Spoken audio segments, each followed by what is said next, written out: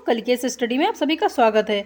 जो student TGT PGT का exam देना चाहते हैं हिंदी सब्जेक्ट से, उनके लिए प्रैक्टिस सेट चलाई जा रही है। बाकी की प्रैक्टिस सेट आपको प्लेलिस्ट में मिल जाएंगे, वहाँ से देख सकते हैं। चलिए, आज हिंदी साहित्य के कुछ महत्वपूर्ण प्रश्न लिए गए हैं। चलिए देखते हैं पहला प्रश्न। निम्नलिखित जीवनी परक कृतियों में से कौन सी कृति रोला की है? 4 ऑप्शन है। बापू की झांकियाँ, महात्मा गांधी, विश्व के अद्वितीय पुरुष, अकाल पुरुष। राइट ऑप्शन है महात्मा गांधी विश्व के अद्वितीय पुरुष जो है, ये इनकी जीवनी परक कृति जो है रोला की है। बाकी की जो है कृतियाँ देख लेते हैं, रचनाएं किन की हैं। बापू घनश्याम दास बिड़ला की है, बापू की झांकियाँ काका कालेलकर की हैं, अकाल पुरुष जैनेन्द्र की रचना है।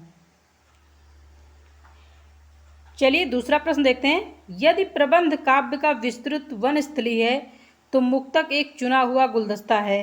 बिहारी के संबंध में उपरोक्त कथन किस आलोचक का है? 4 ऑप्शन है। रामचंद्र शुक्ल, हजारी प्रसाद द्विवेदी, श्याम सुंदर दास, नंद दुलारे वाजपेयी। राइट ऑप्शन है रामचंद्र शुक्ल।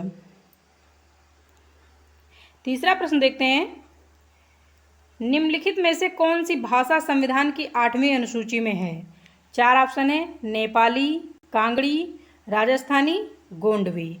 राइट ऑप्शन है नेपाली। 71वें संविधान संशोधन द्वारा 1992 में 3 भाषाएं जोड़ी गई थी, कोंकणी, नेपाली और मणिपुरी।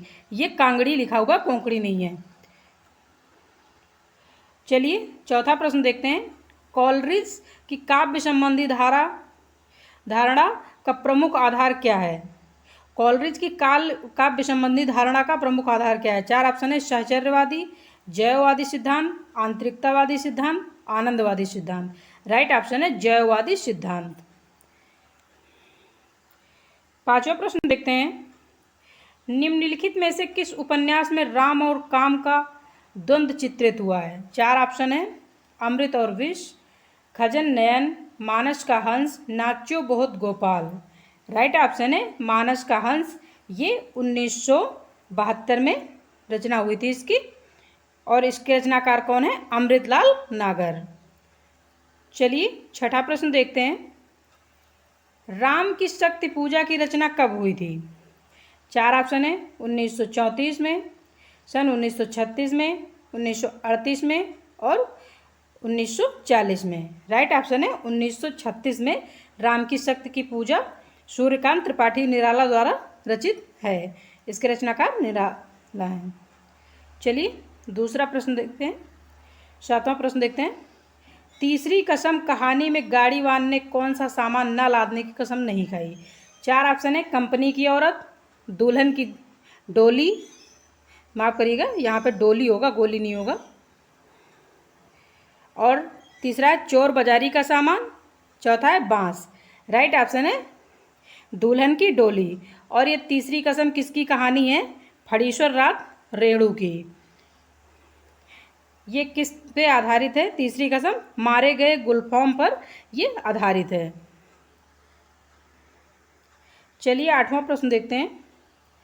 मन्नू भंडारी अपनी आत्मकथा में आपका बंटी उपन्यास की विभिन्न समीक्षाओं में किस पक्ष को उपेक्षित मानती हैं?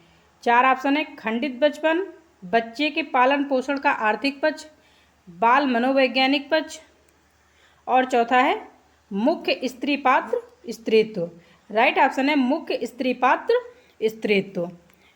हिंदी की जो प्रथम महिला उपन्यासकार हैं वो हैं साध्वी सती प्राण अबला। साध्वी सती प्राण अबला। इनकी जो पहली रचना थी 1890 में प्रकाशित हुई थी, वो है सुहासिनी। चलिए 9वां प्रश्न देखते हैं। नई कविता के प्रथम अंक में निराला की किस कविता का अनेक कवियों द्वारा सामूहिक रूपांतरण प्रकाशित हुआ था? 4 ऑप्शन है। वनबेला, यमुना के प्रति, वह तोड़ती पत्थर, जूही की कली। राइट ऑप्शन है जूही की कली।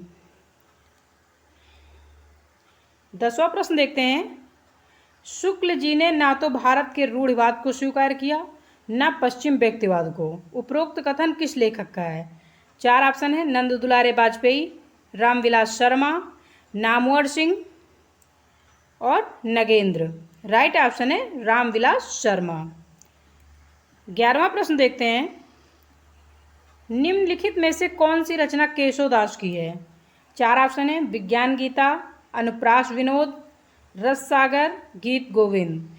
राइट ऑप्शन है केशवदास की रचना जो है वो है विज्ञान गीता। उनकी कुछ और रचनाएं हैं, रसिक प्रिया है जैसे कि, और कवि प्रिया है, रामचंद्रिका है, ये केशवदास की रचनाएं हैं। 12वां प्रश्न देखते हैं, जन्म काल के अनुसार निम्नलिखित रचनाकारों का सही अनुक्रम क्या है? 4 ऑप्शन है, केशवदास, बिहारी, मतिराम, घनानंद, बिहारी, केशवदास, घनानंद, मतिराम, केशवदास, घनानंद, मतिराम, बिहारी, घनानंद, बिहारी, मतिराम, केशवदास। इस हिसाब से राइट ऑप्शन होगा पहला वाला, केशवदास, फिर बिहारी, उसके बाद मतिराम, फिर घनानंद। देख लेते हैं केशवदास का जन्म कब हुआ था। इनका है 1555, फिर बिहारी का है 1595,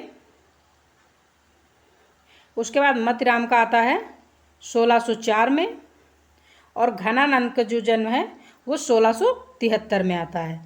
सबसे बाद में घनानंद का जन्म है और उसका सबसे पहले केशवदास का जन्म है। इस हिसाब से राइट ऑप्शन फर्स्ट वाला होगा। चलिए 13वां प्रश्न देखते हैं,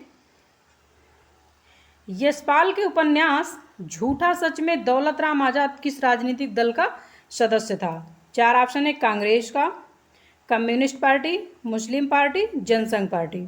राइट ऑप्शन है कम्युनिस्ट पार्टी।